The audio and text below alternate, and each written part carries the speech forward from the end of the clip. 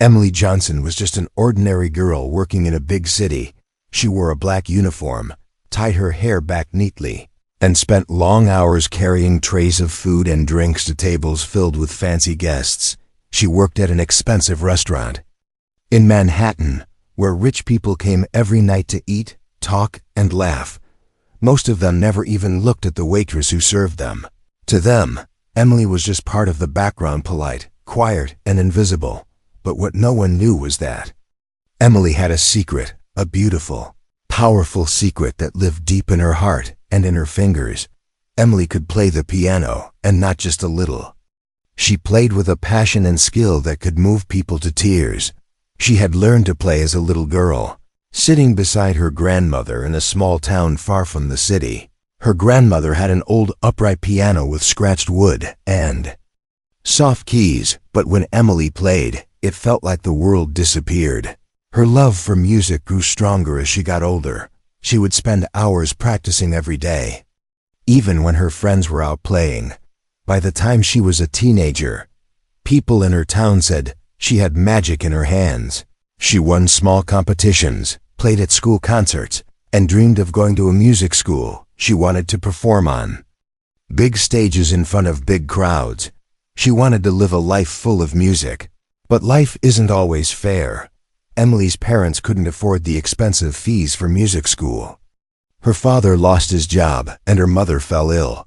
Emily had to grow up fast. She gave up her dream and took a job to help her family.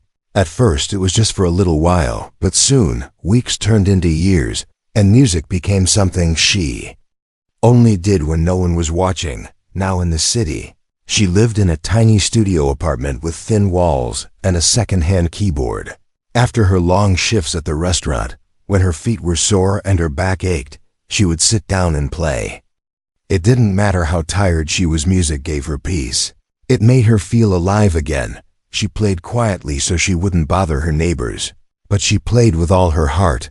Sometimes she played Chopin or Mozart, and sometimes she made up her own melodies, soft and sad, like stories only she could tell. No one at the restaurant knew this side of her. To them, she was just the girl who refilled water glasses and remembered their orders. They didn't see the piano books in her bag or the music notes scribbled on napkins. They didn't know that every time she passed the grand piano in the corner of the dining room, her heart skipped a beat. It was a beautiful piano, shiny and silent, only used on special occasions. Emily never touched it, but sometimes, when no one was around, she would stand near it and imagine what it would feel like to sit there and play. She didn't tell anyone about her dream anymore. People had told her to be realistic, to focus on making money, to let go of silly hopes. So she kept her dream like a treasure hidden inside her, a small glowing thing she didn't want the world to break. Even though she smiled at customers and worked hard, a part of her still believed that one day someone might hear her play again. She didn't know when or how, but she knew she had something special, and deep down, she hoped that one night, something would happen to change everything. A night to remember. Just like in the stories, the restaurant was called La Lumiere, a name that sounded like luxury. It sparkled with chandeliers, velvet chairs, and golden plates every night. The rich and powerful walked through its tall glass doors like they owned the world. Movie stars, business tycoons, and politicians sat under soft lighting, sipping expensive wine. Their laughter floated in the air like music, while waiters moved swiftly around them like shadows. Among them was Emily. She wore her black and white uniform like a mask, hiding who she truly was. She didn't speak much, only smiled and nodded as she took orders or poured water. To the guests, she was just the waitress with the soft steps, someone they would forget the moment they stepped outside. But Emily was watching everything, not out of curiosity, but because she was waiting for something she couldn't explain. At the far end of the restaurant sat a grand piano, untouched for months. It stood like a forgotten king, beautiful, proud and silent. Most nights it was just decoration, like the flower vases and paintings on the wall. Occasionally, The manager would bring in a pianist during holidays or when a VIP guest was coming. But lately, no one had played it. Still, Emily glanced at it every single night, not with envy, but with a strange kind of hope. She had never told her coworkers about her talent. Not Mia, who folded napkins beside her, or James, the bartender with stories for every drink. She feared they would laugh, or worse, pity her. And yet, the piano called to her, quietly, like a whisper only she could hear. Sometimes, during breaks, she would lean against the wall and imagine herself walking across the floor, sitting on the bench and letting her fingers do what they were born to do. Then came a night unlike any other. A private event had been booked, an engagement party for the daughter of a wealthy businessman. The restaurant had been preparing all week, extra candles, rare wines, fresh flowers flown in that morning. Everyone was tense but excited. Tips would be big. And it was the kind of night that could bring in more high-paying clients. 2 hours before the event, the manager received a call. The pianist had canceled. He was sick and couldn't come. Panic filled the manager's face as he walked around the restaurant, phone pressed to his ear. No background music? He muttered, "They'll be furious." Emily heard the whispers, felt the tension in the air. She didn't mean to speak, but the words escaped her mouth before she could stop them. "I can play," she said softly. The manager turned, eyebrows raised. "You?" The room went quiet. Emily nodded, trying not to let her hands tremble. "I've played since I was a child," she added, her voice calm but her heart racing. The manager looked her up and down, the girl who carried trays and wiped down menus, then sighed. "Fine, just don't mess this up." As he walked away, Emily stood frozen. Was this really happening? She felt dizzy, like she was standing at the edge of something big and terrifying. Her coworkers stared in disbelief, unsure if she was brave or crazy. When it was time, she didn't change clothes, didn't put on makeup or jewelry. She walked to the piano as she was just Emily, the waitress, but when she sat down, everything else faded. The noise, the stares, the fear gone. Her fingers hovered over the keys, and for a moment, time paused. Then she began to play. The first note was soft, like a breath in the dark. It floated through the air, barely louder than a whisper. Then came the second note, and the third soon. The quiet sound filled the entire room with something it hadn't felt in years: warmth. At first, no one noticed. The guests were busy clinking glasses, checking their phones, and chatting in soft, polished voices. The pianist was supposed to be some local performer, nothing special. Just background music. No one expected anything more, especially not from the girl who had just served their drinks. But Emily didn't care. She wasn't playing for them, not really. She was playing for the little girl inside her, the one who used to dream of concert halls and thunderous applause. She was playing for her grandmother, who used to clap after every song, even the ones filled with wrong notes. And most of all, she was playing for herself.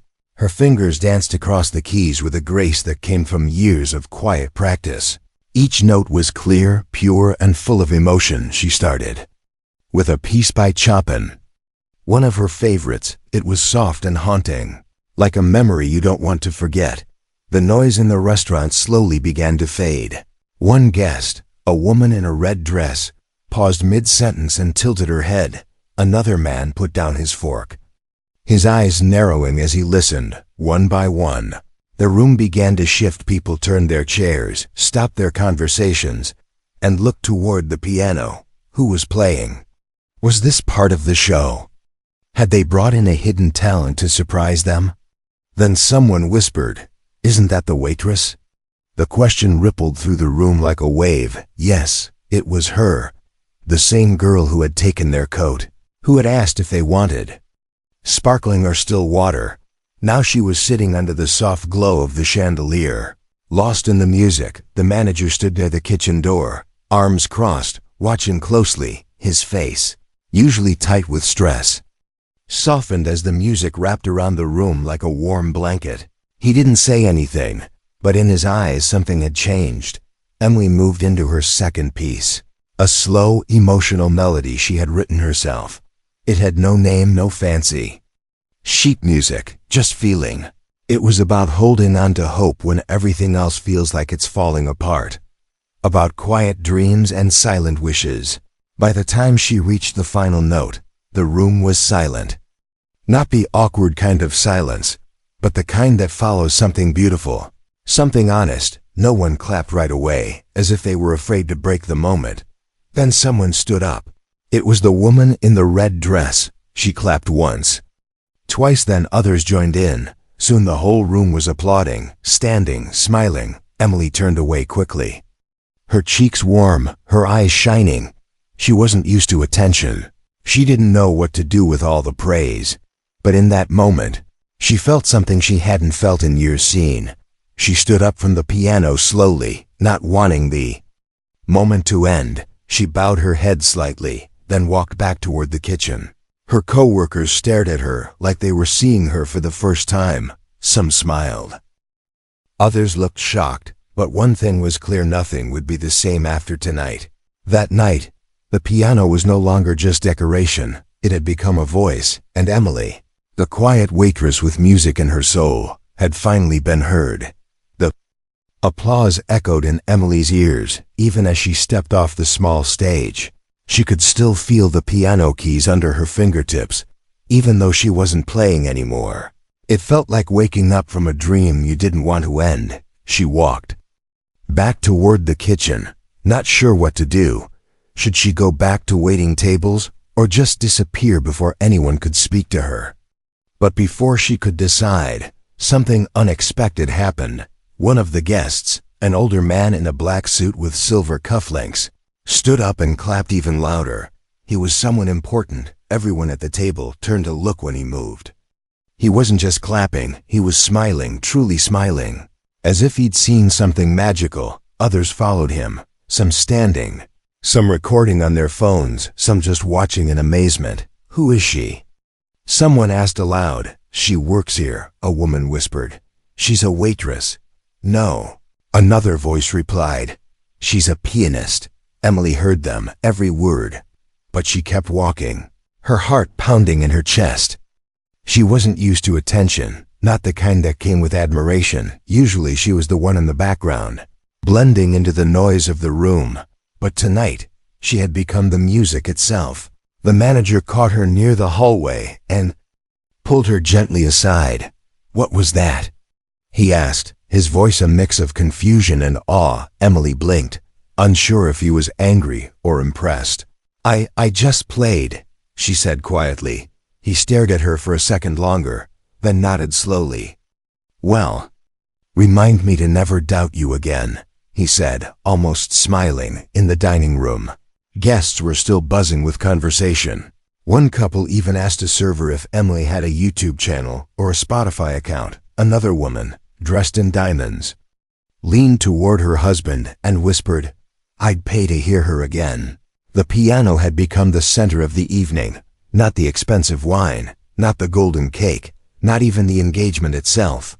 Emily's co-workers began to look at her differently, not with jealousy, but with surprise and quiet respect.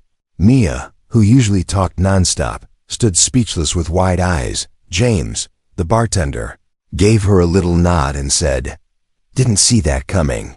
But the biggest surprise was yet to come. Toward the end of the evening, the man in the black suit, Mr. Langford, a well-known music agent, walked up to the manager. I want to speak to the girl who played, he said firmly. The manager hesitated, unsure if Emily would even want that. But when he turned to call her, she was already walking over. Shy but calm, Mr. Langford smiled, his eyes kind but sharp. You have something rare, he said. Not just skill but soul. Emily didn't know what to say. She had dreamed of someone saying those words for years, but now that they had, she could barely believe them. He handed her a card, white and simple, with gold letters that read, Langford Music and Arts Talent Development. Call me, he said. We should talk. Then he turned and walked away, leaving Emily frozen with the card in her hand. She looked at it like it might vanish at any moment. Was this real? Could one night really change everything? Back in her apartment later that night, she sat on her small bed, staring at the card under her lamp. The applause still rang in her ears, the weight of the piano still in her hands. For the first time in a long time, her dream didn't feel distant. It felt close, close enough to touch. The next night at the restaurant felt different. Nothing had changed on the outside. Same chandeliers, same velvet chairs, same expensive wine. But the energy in the room buzzed with something new, something unspoken. It was as if everyone was waiting for something to happen again. And they were waiting for her. Emily walked in through the staff entrance like she always did. Her apron was tied the same way, her notepad tucked into her pocket. But the moment she stepped onto the floor, heads turned. Customers smiled at her, really smiled, not the polite kind, but the kind that said, "We know who you are now." It felt strange, like wearing shoes that didn't quite fit. She was still the same Emily who wiped down tables and polished silverware, but now people were watching her with curiosity and even admiration. She wasn't invisible anymore. The whispers followed her through the night. "That's her, right? The girl who played the piano? I saw the video online. She's incredible." Yes, someone had uploaded her performance. A short clip taken from a guest's phone had gone viral overnight. Hundreds of comments, thousands of likes, and one title, "The Waitress Who Silenced a Room." Emily didn't know whether to feel proud or nervous. She had never wanted to be famous. She only wanted to play. But now, strangers knew her face, her name, her music. It was exciting, but also terrifying. Mr. Langford, the music agent from the night before, had emailed her that morning. He wanted to meet. He said doors were opening, real doors, concerts, studios, scholarships. He used words like potential and career, words that once felt like fairy tales, but Emily hadn't replied yet. A part of her still wondered, was it a one-time thing? Did I just get lucky? That evening, the manager approached her during her break. He leaned against the wall, arms crossed but relaxed. "You're on again tonight," he said, nodding toward the piano. Emily blinked. "Me?" He grinned. "Who else? They're not here for the lamb chops anymore." Her heart jumped, part fear, part excitement. Could she really do it again? Was the magic still there, or had it been just one perfect night? She took a deep breath and stepped onto the small stage. This time, she didn't shake. This time, she looked at the crowd, and they were looking right back. Waiting, expecting, hoping. She placed her fingers on the keys and began to play. Not Chopin, not Debussy this time. She played something of her own. A song she'd written years ago and never shared. It was soft at first, like footsteps on fresh snow. Then it rose and soared. Filled with light and longing, the room responded. Like before, quiet, breathless, spellbound. But this time, it felt deeper. Not just surprise, but connection. Not just applause, but understanding. A man near the front wiped his eyes. A woman held her partner's hand tighter. Even the kitchen staff poked their heads out to listen. She wasn't just entertaining anymore. She was touching something in people they didn't know needed to be touched. When she finished, there was silence again. Then the room erupted, even louder than the first time. Not just claps, but cheers, standing ovations, people calling her name. Emily stood slowly, bowing her head. She wasn't shaking anymore. She wasn't hiding anymore. She was becoming who she was always meant to be. The girl with a dream was now the girl with a voice, and the world had finally started to listen. As the final note faded into the air, Emily sat still at the piano. For a moment, she didn't hear the applause. She didn't see the crowd standing, clapping, or smiling. She only felt the echo of her own music inside her chest. Like her heart had become part of the piano. Like her soul had spilled out through the keys. When she finally stood up, the room exploded with sound, but this time something was different. It wasn't just applause, it was love. The kind you don't expect from strangers. The kind that says, "You moved us." The woman in the red dress, the one who had first clapped the night before. walked over with glistening eyes. She took Emily's hand and said, "I haven't felt something like that in years." A man in a navy suit offered her his business card, saying, "My sister runs a performing arts school. You belong there." Even the chef came out of the kitchen, still wearing his apron, and gave her a nod of respect. He never clapped for anyone. Tonight he clapped for her. Emily's co-workers couldn't stop talking. Mia hugged her, nearly knocking her over. James, the bartender, raised a glass and shouted, "To Emily, our secret superstar." The entire staff joined in, cheering, laughing, proud, in just 2 nights. Emily had gone from quiet and invisible to the heart of the restaurant, not because she changed, but because people finally saw what had always been there. That night, the manager pulled her aside before she left. "You're not just a waitress anymore," he said. "You're part of the show." He handed her a small envelope with a bonus twice her normal pay. "And I want you back at the piano tomorrow night," he added, almost like a request, not an order. Emily smiled, her eyes shining with tears she didn't let fall. "Thank you," she whispered later, as she walked home through the quiet streets. The city lights glowing above her, Emily felt lighter than she had in years. She kept replaying the faces in the crowd, how they had listened, how they had felt. She realized something important that night. Her music wasn't just for her anymore. It was for everyone who needed it. For the people who forgot how to feel, who needed a little hope, a little magic. When she got home, she didn't even take off her coat. She opened her laptop and finally replied to Mr. Langford's email. "Yes, I'd love to talk," she wrote.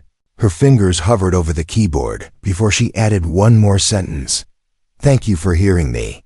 The next day, her story appeared on a popular local blog. "Waitress stuns crowd with breathtaking piano performance," the headline read. The article included quotes from customers, a short video, and even a comment from a music professor who called her a hidden gem. The post spread like wildfire. Emily's inbox filled with interview requests, invitations, and even a message from a famous pianist who wanted to meet her. All this attention felt surreal, almost too big for the girl who had spent years playing in silence.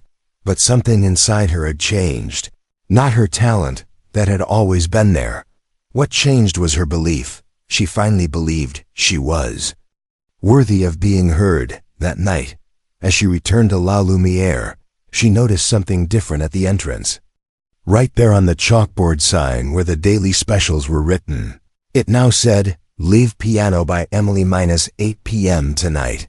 Her name out in the open, no longer a secret, no longer hidden. She took a deep breath, walked inside and smiled. This was just the beginning, and she was ready. The days that followed felt like a dream Emily didn't want to wake up from.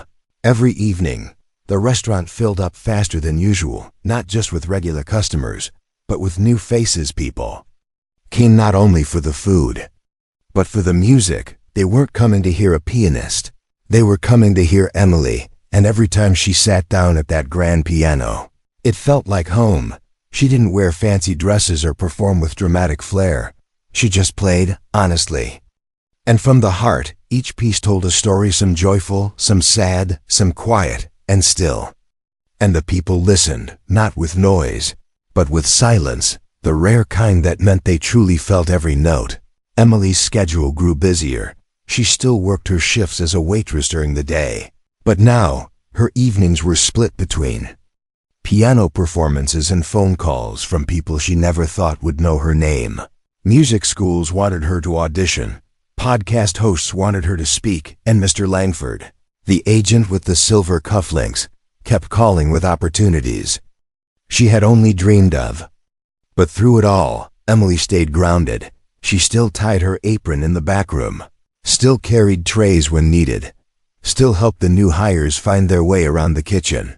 Even though people now took pictures of her, she never let it change the way she treated others, because she knew what it felt like to be invisible, and she never wanted anyone else to feel that way. One night, a family walked in, parents and a little girl in a blue dress holding a small notebook. They had driven 3 hours just to hear Emily play. After her set, the girl walked up shyly and said, I want to learn piano like you." Emily knelt down and smiled. "Then promise me you'll never stop playing, no matter what anyone says." The girl nodded, her eyes wide with wonder. Moments like that meant more than applause ever could. Back in her apartment, things started to change. 2. The old keyboard she had used for years finally gave out. Instead of being upset, Emily laughed and saw it as a sign it had served its purpose. 1 week later, a delivery arrived. A brand new digital piano, a gift from a music foundation that had heard her story. She placed it by the window where sunlight could fall on the keys in the morning. It became her favorite place in the world. Despite the growing excitement around her, Emily hesitated when Mr. Langford invited her to a meeting with concert organizers. It wasn't fear, she'd already faced that. It was something deeper, something tender. She didn't want to leave behind the quiet place where her dream had first returned. The restaurant, the small stage, the faces who believed in her when no one else did. So she made a decision, one that surprised even Mr. Langford. "I'll accept the opportunities," she said during their phone call. "But I want to keep playing at Les Lumières, even if it's just once a week." He paused, then chuckled. "You're a rare kind of artist, Emily," she smiled. "No. I'm just someone who remembers where she started." Word of her performances continued to spread. Soon, the restaurant began to advertise her shows with small posters and flyers. They called her the soul of La Lumière. People came from other cities, sometimes waiting hours just for a table. But for Emily, the most important thing hadn't changed. She still played with the same heart, the same love, and the same dream that lived in her since childhood. She wasn't just chasing success, she was creating moments, memories, and meaning, one song at a time. And every time she sat at the piano and looked out at the faces waiting for her music, she whispered the same words in her mind. "Thank you for listening." The first winter snow fell gently over the city. The streets shimmered under the soft glow of streetlights, and everything felt quieter, slower, almost magical, inside La Lumière. The warmth of golden lights and the soft hum of conversation wrapped the room in comfort. At the center of it all sat Emily, her fingers resting lightly on the piano keys. She had become more than a pianist at a restaurant. She was now a symbol, a reminder that greatness can come from the quietest corners, that talent doesn't need a spotlight to shine, that dreams delayed are not dreams denied. By now, Emily had performed in other venues, too, small concert halls, charity events, even a live radio session. She had walked into spaces that once only existed in her imagination. She had met musicians she admired as a child, and had even begun recording her first album. But no matter where she played, no matter how wide the stage or how large the crowd, she always returned here, to the restaurant where everything changed. La Lumière had changed too. What was once a hidden piano in the corner was now a stage with a soft spotlight and rows of chairs set just right. Guests reserved tables weeks in advance, hoping for a night when Emily would perform. Some came dressed like they were attending the symphony. Others just came to listen with open hearts. But something deeper had changed in Emily. She no longer questioned if she was good enough. She no longer hid her love for music like a secret. Now, she carried it with pride, not loudly, but clearly. She had become who she was always meant to be. One evening, after a performance, Mr. Langford joined her at a table near the stage. He placed a folder on the table and smiled. "This," he said, "is a scholarship to Juilliard, if you want it." Emily stared at the folder, her breath catching. Juilliard, the school she once circled in brochures as a teenager. "It's not just a dream anymore," he added. "They've heard you're playing. They want you." For a long moment, she didn't speak. Then she smiled, not with surprise, but with quiet joy. "I'll think about it," she said gently.